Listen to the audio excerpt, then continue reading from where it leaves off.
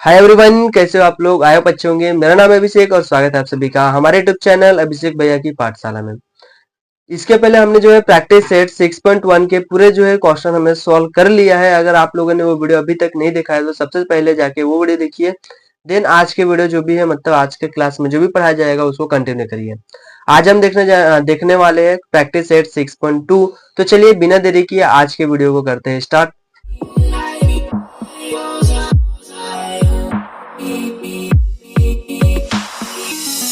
Practice set 6.2 start करने से पहले हम जो है उसके बारे में थोड़ा बेसिक जान लेते हैं। इसमें हमें दो चीजों का यूज होने वाला है। पहला जो है angle of elevation. Angle of elevation हमें क्या होता है, मान लीजिए जो हमें नीचे में एक ए से सी तक ये हमें एक हॉरिजेंटल लाइन देके रखा है। मतलब मान लेते हैं ये क्या है, हमारा अर्थ है, हॉरिजेंटल अर्थ दिया गया है। और इसमें अगर मान लीजिए यहाँ से एक पर्सन जो है खड़ा होके ऊपर की तरफ देखता है, तो उसको हम जो एंगल बनेगा, यहाँ पे पर्सन जो खड़ा है, यहाँ से जो पर्सन मान लीजिए यहाँ पे कोई एक पर्सन है, वो क्या स्टैंड है, और यहाँ से जब वो ऊपर की तरफ देखेगा तो जो एंगल बनेगा यहाँ से लेके जहां वो खड़ा है इस प्लेस से लेके और जहां वो देख रहा है उसके बीच का जो एंगल बनेगा, यानी कि ये वाला एंगल, उसको हम कहते हैं एंगल ऑफ एलिवेशन। वो क्या होता है, हमारा एंगल ऑफ एलिवेशन है। और जो पर्सन देख रहा है यहाँ से ये ऊपर की तरफ, इस लाइन को कहा जाता है लाइन ऑफ विजन। यानी कि उस लाइन को क्या कर रहा है, ऊपर वहां जो भी कुछ ऊपर होगा उसको क्या कर रहा है, वो देख रहा है। और जहां खड़ा है वो कौन सा लाइन होता है, हमारा हॉरिजॉन्टल लाइन। जहां खड़े होते हैं वो हॉरिजॉन्टल लाइन, और जो एंगल हमारा ऊपर बनता है उस एंगल को हम क्या कहते हैं, एंगल ऑफ एलिवेशन कहते हैं। और जिस चीज को देख रहा है उसको हम क्या कहेंगे, लाइन ऑफ विजन। ये किस में होता है, एंगल ऑफ एलिवेशन में। एलिवेशन में हम ऊपर की तरफ देखते हैं। और नेक्स्ट है हमारा angle of depression. Angle of depression में मान लीजिए हमारा क्या हॉरिजॉन्टल सरफेस दिया गया है, और ये हॉरिजॉन्टल सरफेस जो है मान लीजिए यहाँ पे फिर से एक पर्सन जो है खड़ा है, और ये पर्सन जो है अभी ऊपर नहीं, इस बार समझ लीजिए नीचे की तरफ देख रहा है। जब वो नीचे की तरफ देखेगा तब उसका एंगल जो बनेगा उस एंगल को कहते हैं हम एंगल ऑफ डिप्रेशन। वो कौन सा एंगल होता है, एंगल ऑफ डिप्रेशन। और जिस तरफ देख रहा है वो क्या होगा, लाइन ऑफ विजन। मान लीजिए वहां से कुछ ना कुछ तो एंगल बनेगा, उसको हम एंगल को क्या कहेंगे, एंगल ऑफ डिप्रेशन कहेंगे। और जिस डायरेक्शन में देखा जा रहा है वो हमारा क्या होगा, लाइन ऑफ विजन होगा। और जो हॉरिजॉन्टल प्लेन है उसको हम क्या कहेंगे, हॉरिजॉन्टल लाइन, जो सरफेस है। ये हमारा जो है बेसिक है। एलिवेशन में क्या करते हैं, हम ऊपर की तरफ देखते हैं सरफेस से। और इसमें डिप्रेशन में क्या होता है, सरफेस से हम नीचे की तरफ देखते हैं, यानी कि डिप्रेशन अंदर की तरफ देखते हैं। ये जो था बेसिक था। अभी चलते हैं हम प्रैक्टिस सेट 6.2 के क्वेश्चन की ओर। क्वेश्चन नंबर 1 में हमें क्या दिया है, a person is standing at a distance of 80 metre from a church, looking at its top, the angle of elevation is 45 degree, find the height of church. इस question में क्या दिया गया है कि एक पर्सन है जो कि क्या स्टैंड यानी कि खड़ा है, कितने मीटर की दूरी पे, 80 मीटर की दूरी पे एक चर्च के, मान लीजिए उसके सामने हमको एक चर्च होगा, उससे 80 मीटर की दूरी पे जो है वो पर्सन क्या है, खड़ा है। वो खड़ा होने के बाद जो चर्च के तरफ जो है, चर्च कहाँ देख रहा है, ऊपर की तरफ देख रहा है।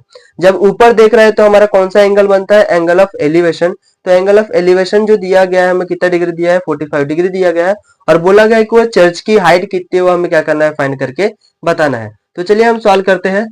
सबसे पहले इसमें हमें क्या रहेगा, डायग्राम बनाना पड़ेगा। डायग्राम में क्या करेंगे, मान लीजिए यहाँ पे एक हमारा क्या है, कोई पर्सन है। अब यहाँ पे एक पर्सन ये का स्टैंड है और ये क्या कर रहा है, देख रहा है चर्च की तरफ।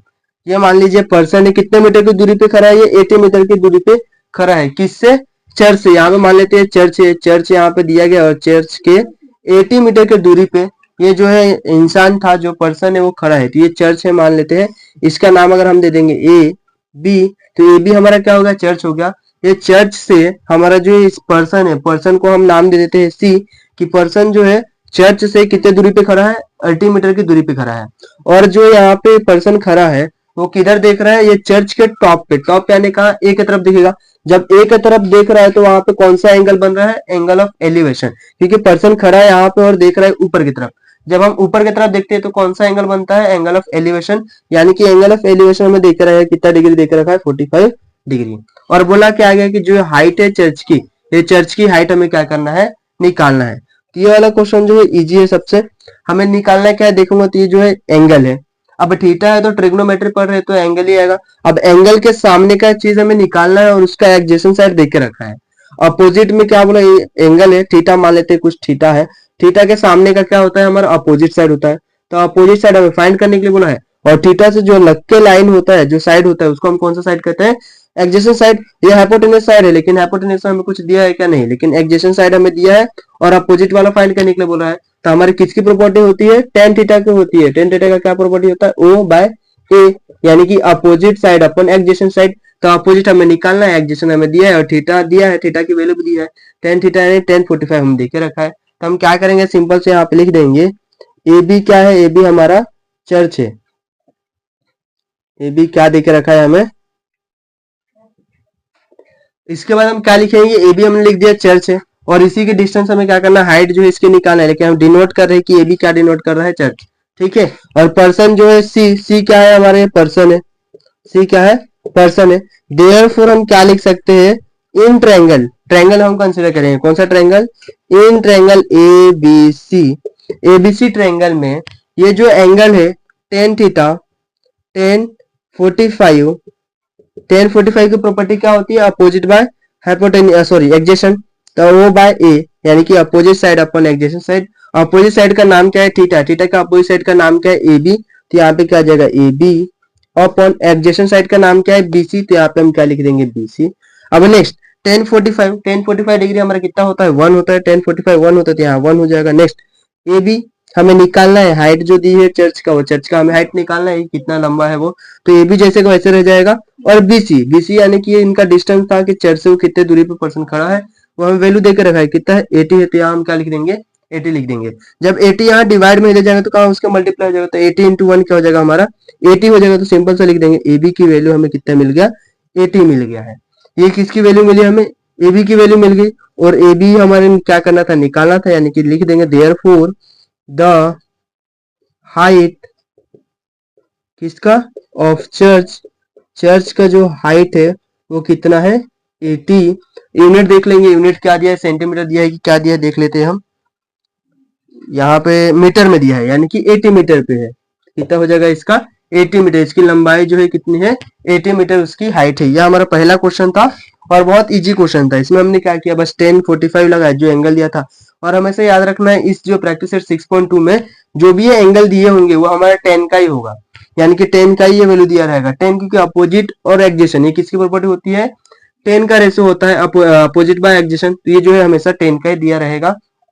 कुछ केसेस में हो सकता है चेंज हो, लेकिन मैक्सिमम टाइम जो है हमें किसका दिया रहेगा? 10 का। तो 10 का फॉर्मूला लगाना है, अपोजिट बाय एडजेसेंट जो नाम दिए रहेंगे उसको पुट करेंगे, जो वैल्यू दिए गए वो वैल्यू पुट करेंगे और उसको सॉल्व करेंगे। तो वहां से हमें क्या निकल गया? हाइट निकल गया।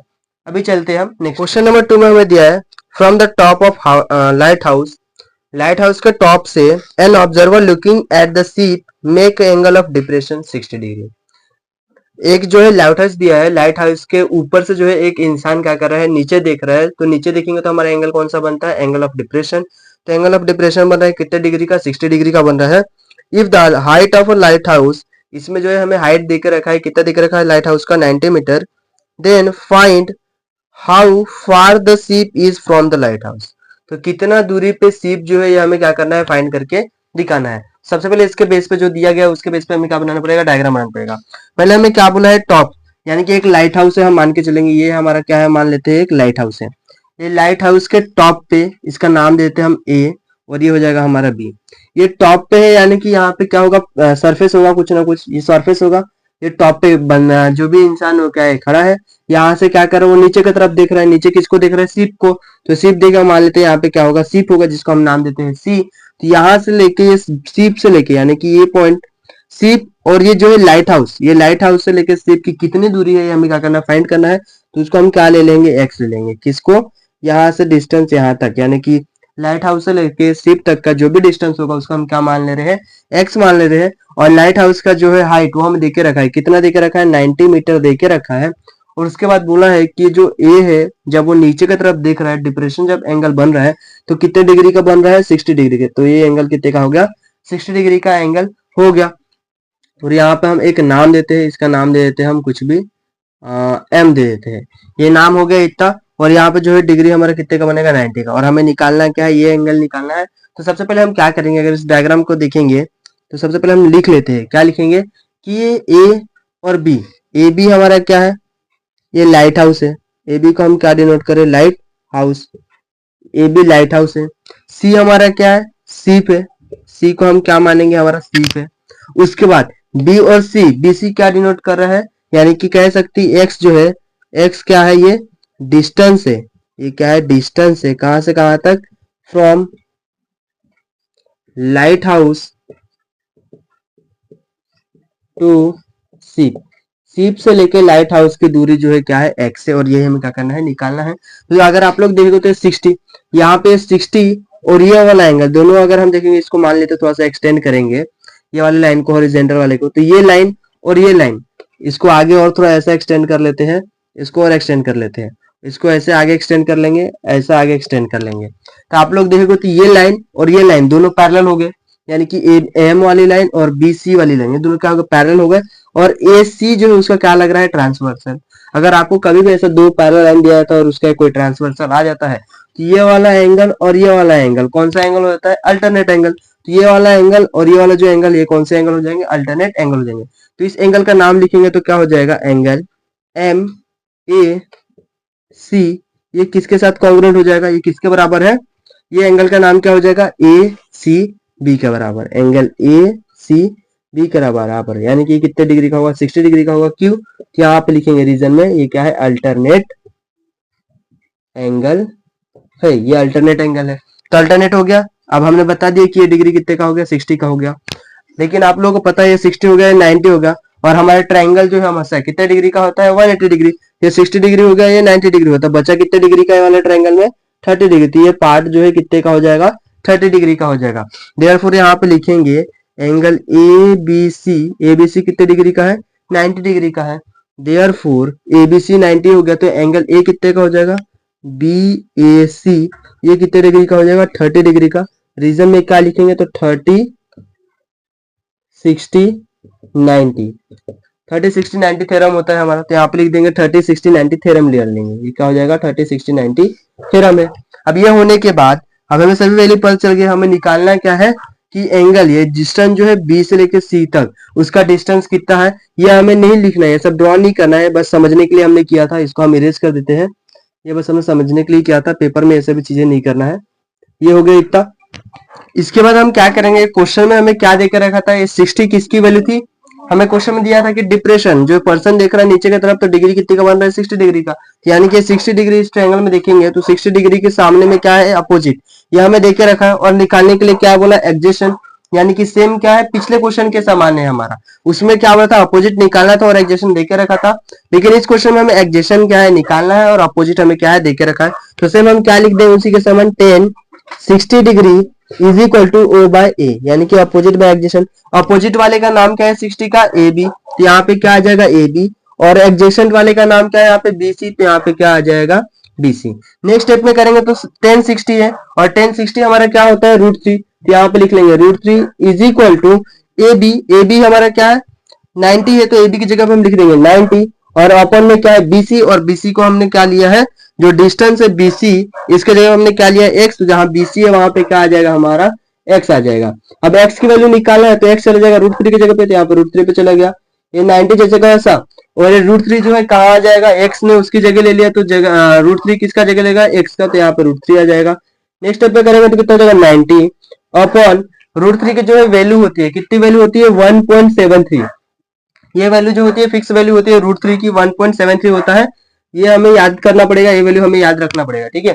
अब नेक्स्ट ये कितने नंबर के बाद पॉइंट है, यहाँ पे 2 नंबर के बाद, तो यहाँ पे 90 अपॉन 1.73 रहने देंगे, और मल्टीप्लाई में जो है यहाँ पे ऊपर में भी 100 से कर देंगे, और नीचे में भी किससे कर देंगे, 100 से कर देंगे।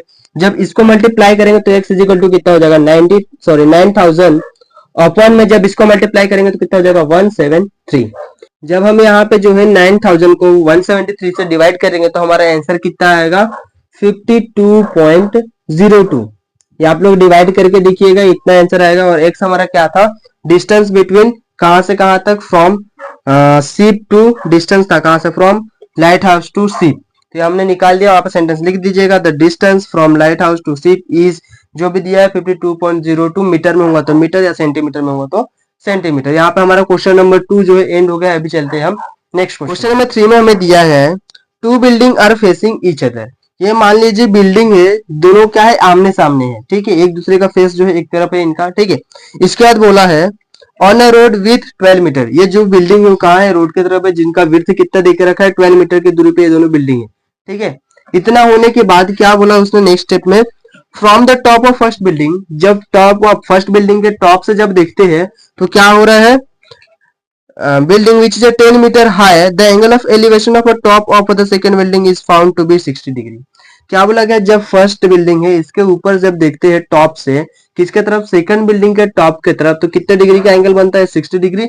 और बोला गया है कि जो ये हाइट है किसकी, फर्स्ट बिल्डिंग की, वो कितने लंबाई है उसकी, 10 मीटर है।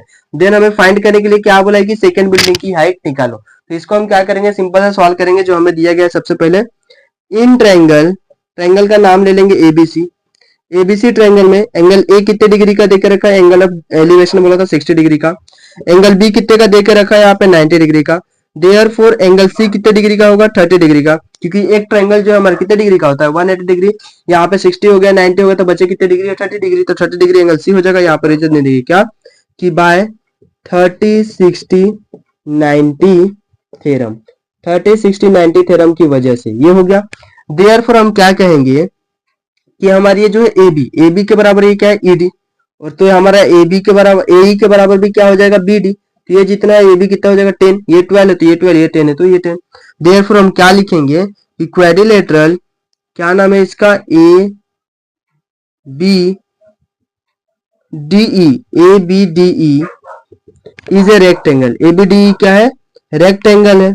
ए बी डी ई क्या है, हमारा रेक्टेंगल है। देयरफॉर जितना हमारा ए ई होगा, ए ई, उसके बराबर क्या होगा हमारा बी डी। तो A is equal to B D is equal to कितना हो जाएगा, 10 मीटर। वैसा ही सेम जितना ए बी होगा वही हमारा क्या होगा, ई डी। तो ए बी जितना है उतना हमारा क्या है, ई डी है। तो ये कितने का हो जाएगा, हमारा 12 मीटर का होगा। अब इसके बाद ये जो एंगल दिया गया है, क्या दिया है, एंगल ऑफ एलिवेशन। एलिवेशन किस, जो भी एंगल दिए रहते हैं वो किसके लिए दिए रहे हैं, 10 के लिए। तो यहाँ पे क्या लगाएंगे, 10 का formula, tan theta is equal to opposite by adjacent. अब 10 का जो अपोजिट बाय एडजेसेंट है तो थीटा ये है, थीटा के सामने अपोजिट वाले का नाम क्या है, बीसी। तो यहाँ पे क्या आ जाएगा, बीसी अपॉन में एडजेसेंट, एडजेसेंट थीटा के एडजेसेंट साइड कौन सा है, ए बी। तो यहाँ पे क्या आ जाएगा, ए बी। ये यहाँ पे 10 थीटा दिया है, यानी कि 10 थीटा कितना देकर रखा है हमें, 60 डिग्री। तो यहाँ पे कितना होगा, 1060। 1060 कितना होता है, √3 इज इक्वल टू बीसी हमें निकालना है, तो बीसी जैसे का वैसा। और ए बी की वैल्यू हमें देकर रखा है 12, तो यहाँ पे हो जाएगा 12। देयरफॉर हम कह सकते कि बीसी की वैल्यू हमें कितना मिल गया, 12√3। ये कितना होगा, 12√3 इतना हो गया। मीटर में दिया गया है तो इसको हम लिख देंगे मीटर में, निकल गया। अब ये बीसी इतना निकल गया, किसका, बीसी का वैल्यू कितना निकल गया, 12√3। निकालना है क्या हमें, बिल्डिंग, बिल्डिंग क्या है, पूरा बीडी है, सीडी है। तो सीडी को हम कर सकते हैं ना, BC plus C B D. Therefore हम कहेंगे हाइट, क्या निकालना है हमें, height of second building, height of second building. जब हाइट निकालेंगे सेकंड बिल्डिंग का तो क्या हो जाएगा, C D is equal to B C plus B D, यानी कि ये प्लस ये टोटल, टोटल कितना हो जाएगा बी डी। तो बी सी कितना निकाला हमने, 12√3 प्लस बी डी कितना निकाला हमने, 10। तो ये हो गया 10। तो ये हमारा क्या होगा, सी डी। और हमें लास्ट तक के आंसर जो है हमें इतना ही देके रखा है कि आंसर क्या है, 10√, ये जो है बाद में देके रखा है शायद से, ऐसा 10 प्लस 12√3 ऐसा हमारा आंसर देके रखा है। यानी कि सी की जो वैल्यू है, सी डी की वैल्यू, यानी कि हाइट जो है सेकंड बिल्डिंग की, ये हमारा निकल गया है। अगर आप लोग इसको चाहे तो आगे भी सॉल्व कर सकते हो, ये प्लस करके आगे सॉल्व करना चाहे तो आप लोग कर सकते हो, लेकिन हमें इतना ही दिया है तो फिलहाल के लिए हम इतना ही रन देते हैं। ये हो गया हमारा क्वेश्चन नंबर 3। अभी आज के लिए बस इतना ही था। आज की क्लास में हमने टोटल 3 क्वेश्चन जो है सॉल्व कर लिया है, क्वेश्चन नंबर 1, 2 एंड 3। आज के क्वेश्चन बस इतने ही थे। अगर वीडियो आप लोगों को अच्छा लग रहा हो तो वीडियो को लाइक, चैनल को सब्सक्राइब जरूर करिएगा और जितना हो सके उतना ज्यादा शेयर करिएगा। मिलते हैं नेक्स्ट वीडियो में, तब तक के लिए थैंक यू।